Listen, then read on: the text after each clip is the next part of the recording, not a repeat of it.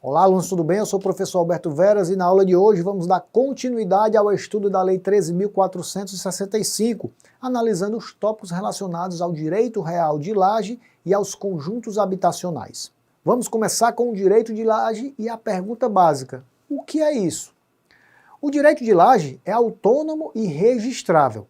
Foi integrado ao sistema de propriedade pela Lei 13.465, que modificou o Código Civil para acrescentá-lo ao rol de direitos reais em resposta a uma situação fática comum, principalmente em famílias de baixa renda. A laje é algo bastante comum, especialmente nas cidades grandes, onde o dono do térreo permite que alguém construa uma casa no andar de cima e a utilize. Essa construção é conhecida popularmente como puxadinho. Assim, você tem duas propriedades separadas pertencentes a diferentes pessoas, compartilhando o mesmo terreno. Reconhecer esse direito respeita a função social da propriedade.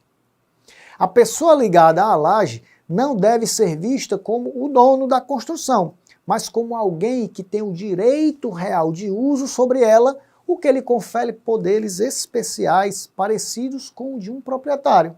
Por exemplo, o titular do direito de laje responde pelos encargos e tributos que incidirem sobre a sua unidade.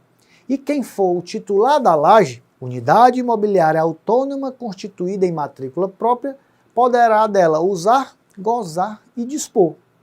Outro ponto relevante é a possibilidade de instituição de lajes sucessivas. E como é que isso funciona?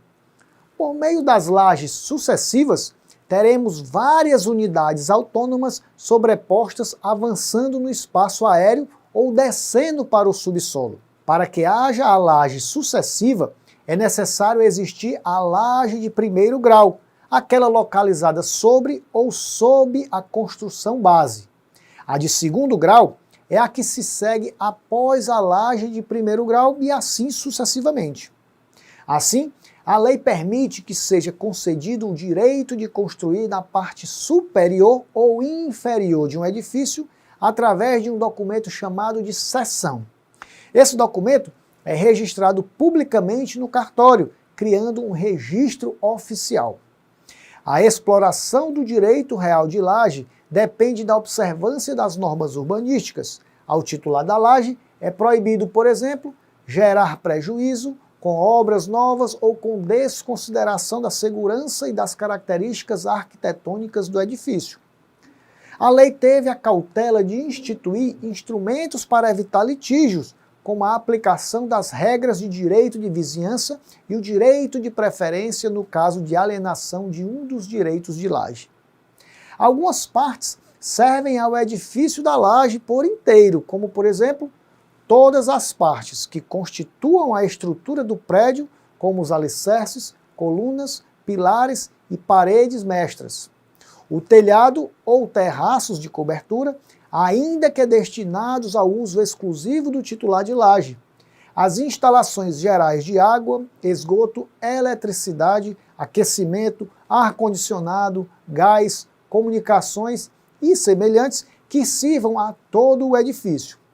Dessa forma, as despesas necessárias à conservação e fruição dessas, bem como o pagamento de serviços de interesses comuns, serão partilhados entre o proprietário da construção base e o titular da laje, na proporção indicada em contrato. O segundo tópico da nossa aula são os conjuntos habitacionais, núcleos urbanos informais, que foram criados para vender imóveis construídos por um empreendedor. Esses conjuntos podem incluir casas individuais, prédios ou uma combinação de ambos. Quem terá direito às unidades resultantes da regularização dos conjuntos habitacionais? As unidades imobiliárias resultantes da regularização dos conjuntos habitacionais serão atribuídas aos ocupantes reconhecidos. Essa regra tem uma exceção: os casos em que o ente público que promoveu o programa habitacional demonstrar que, durante o processo de regularização fundiária, há obrigações pendentes. Nesse caso, os imóveis regularizados serão entregues ao poder público. Um ponto interessante é que alguns documentos são dispensados durante o processo de aprovação e registros dos conjuntos habitacionais no âmbito da REURB. Assim, para aprovar e registrar esses conjuntos habitacionais na REURB, é dispensada a apresentação do certificado de habite-se. E fique atento, especificamente no caso da REURB-S, as certidões que comprovem a quitação de impostos e contribuições previdenciárias também serão dispensados. E é chamando a sua atenção para esse detalhe que nos dirigimos à primeira parte da aula de hoje. Então, é imprescindível que você aprofunde os seus estudos com a leitura do e-book correspondente a esta aula, que está disponível em sua área do aluno. Então, bons estudos e até o nosso próximo encontro.